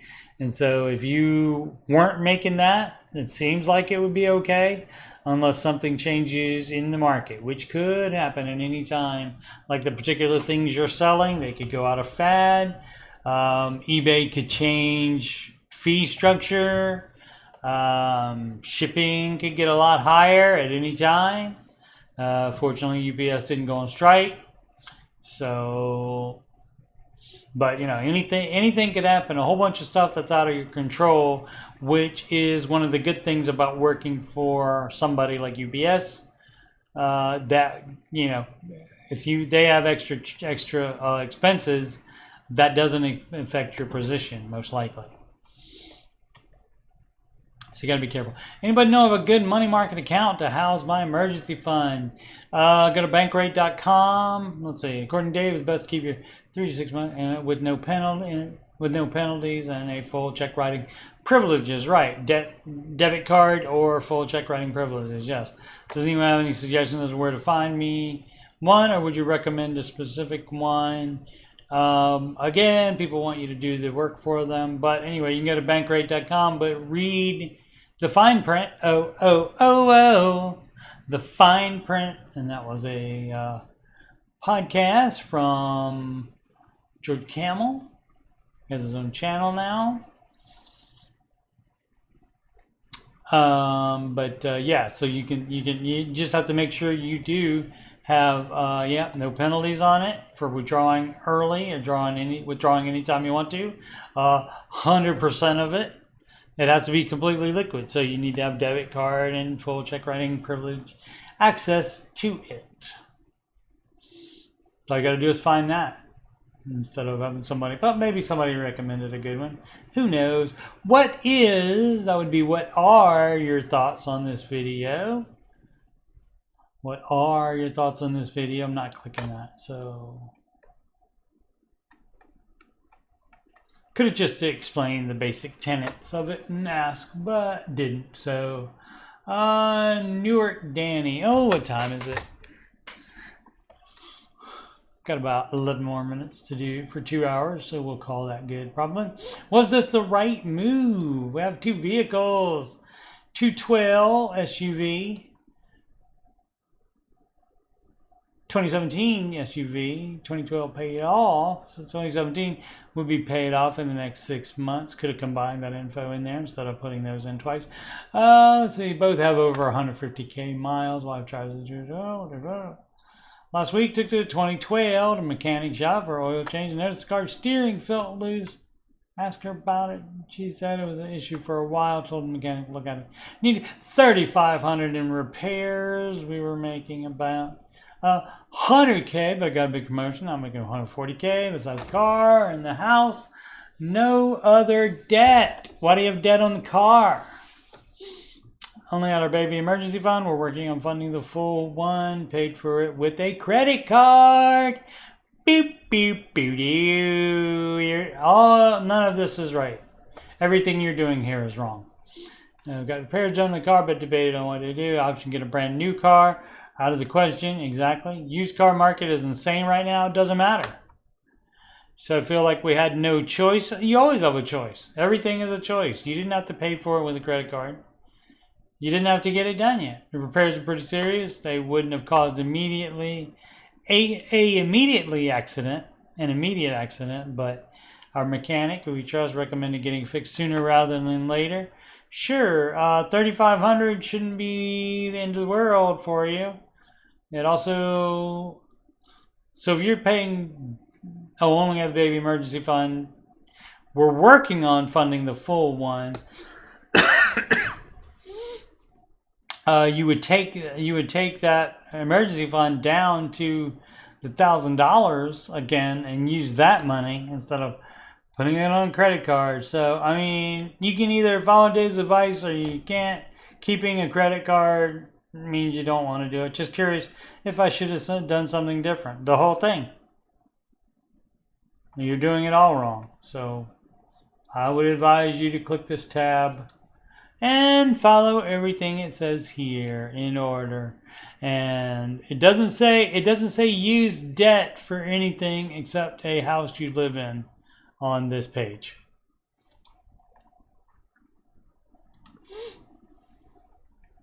Gordon Gartrail. Dave says 10% returns on your portfolio can generate X returns versus standard 3% withdrawal rates on assets. What's the truth? What? 10% returns on your portfolio can generate X returns. What does that mean? Versus standard 3% withdrawal rate on assets. I've been studying model portfolios that talk about a 2.5 to 3% portfolio drawdown should preserve your assets for decades if you retire, versus Dave talking about taking your yearly 10% returns and using it as your yearly income. Can anyone with any academic understanding explain the downsides to what Dave is saying? Dave doesn't say you have to take out 10%. He said that can replace your income.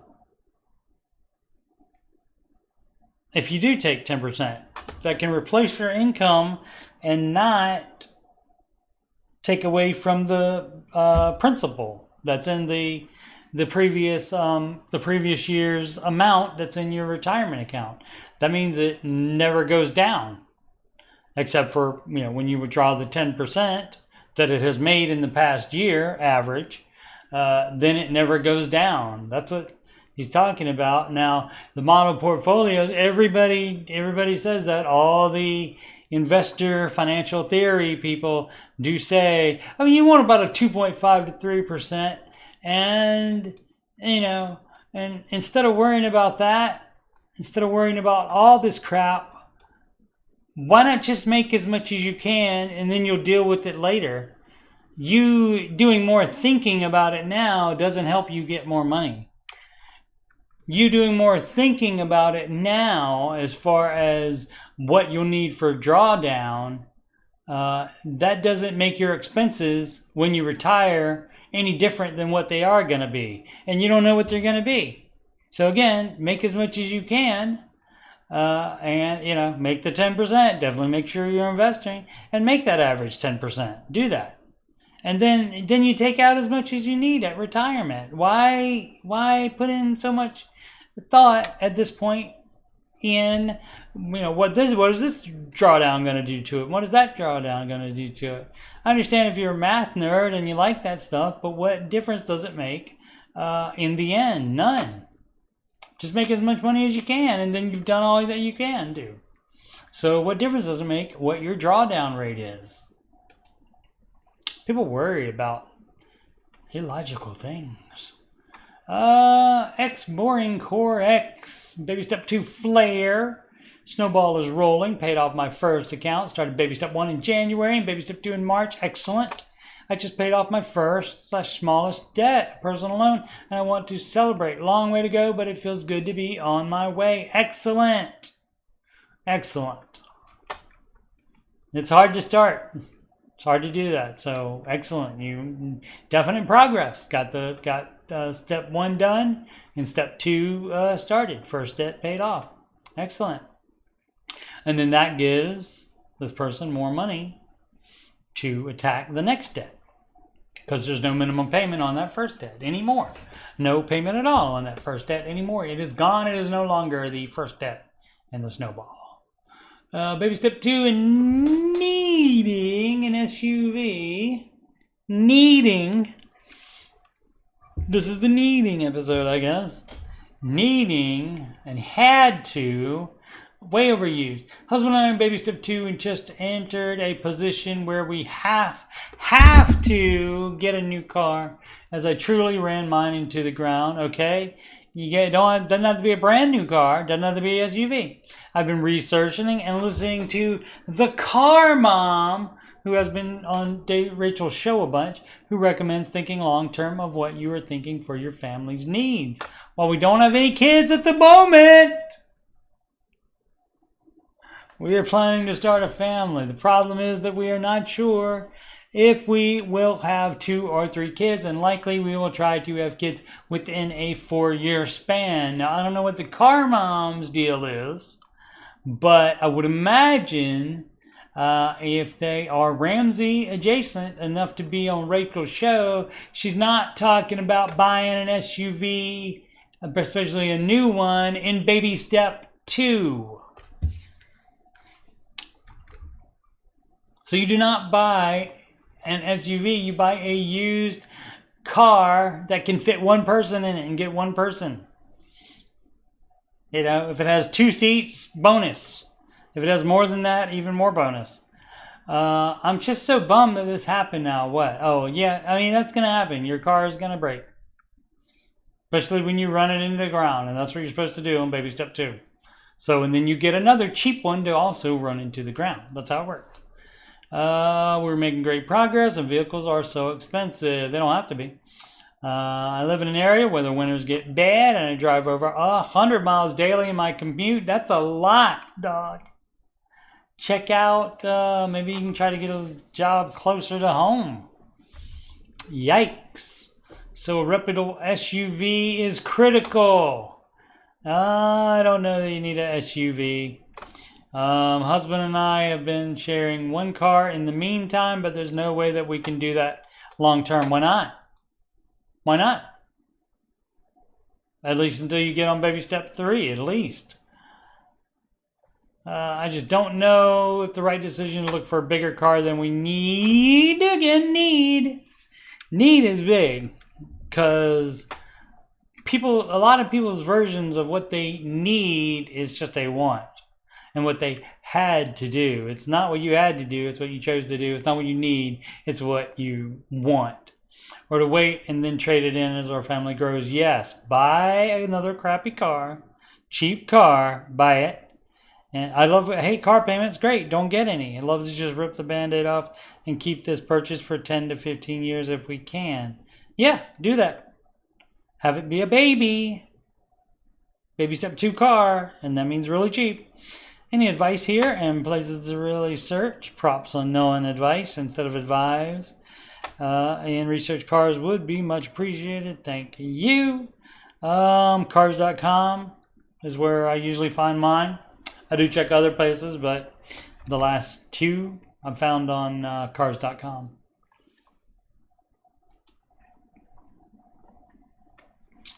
Boom, ba-dum, boom, boom. What time? Oh, let's do one more. 8:59. Just about at the 2-hour mark. We'll do this one more. Double scarcity, 7599, as the air conditioner kicks on again, signaling the 84 degrees it is in here. I had bad circulation, so I'm fine with it apparently. Baby step 2, I wear a jacket almost constantly in the 72 degree temperature there. Baby step 2, flare, thoughts or advice. This is all new to us.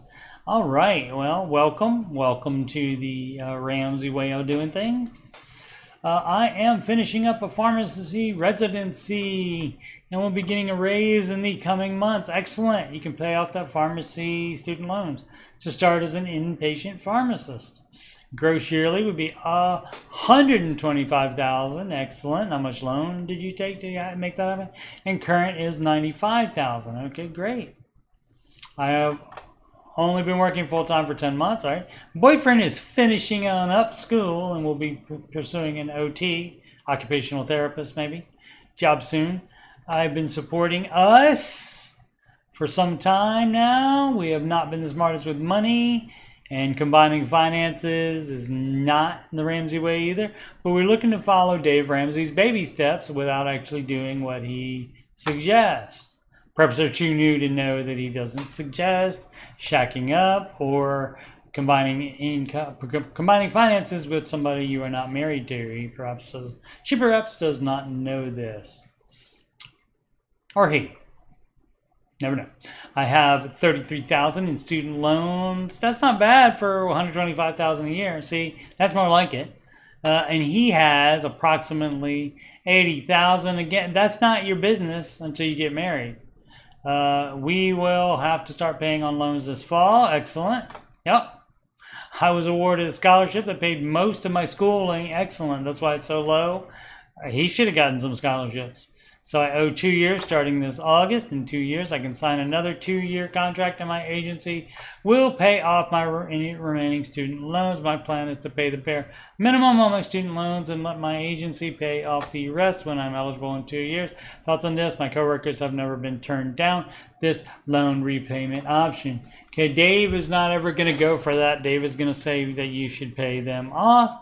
If you have other loans that are smaller, definitely you can pay them off first, but Dave is not going to say wait to get the free money later. If they would give you the free money now, then you could pay it off now. I'm sure he'd be fine with it. But you having to wait, that would be no. That'd be a big no for Dave. Dave would be like, oh, I forget the guy's name on American Idol. That's a no for me, dog. I can't remember. Randy Jackson. Okay. Whew. All right. See, I don't have dementia, Sid. No dementia here. All righty. So that's 2 hours. So I'll not do it. I think last time I did like 2.5 hours. That's too long. I should probably do it maybe 2 a week and then do them shorter, maybe an hour or something like that. But anyway, so I'll definitely say something if I'm going to do it more often. But normally I don't announce these. But I am going to start trying to do it at 7 Central Saturday night. And that would be, 8 Eastern for the people who are lucky enough to live in the Eastern time zone still. Alrighty, so I am Coach Steve Money, and I am a Ramsey Solutions certified financial coach. And you can schedule a free financial coaching consultation assessment with me at calendly.com at Coach Steve Money. That link is available. Also on the right side of my green YouTube banner there, as you can see, way up there. And also in the video description. And you can make that appointment if you got money problems or if you just want to make sure you are on the right track. You can email me about anything on my YouTube channel or about Ramsey stuff or Oak Island or anything. CoachSteveMoney@gmail.com. You can donate at paypal.me/CoachSteveMoney. You can add me on the gram at Coach Steve Money. And of course, this YouTube channel is youtube.com/CoachSteveMoney. Make smart financial decisions every day.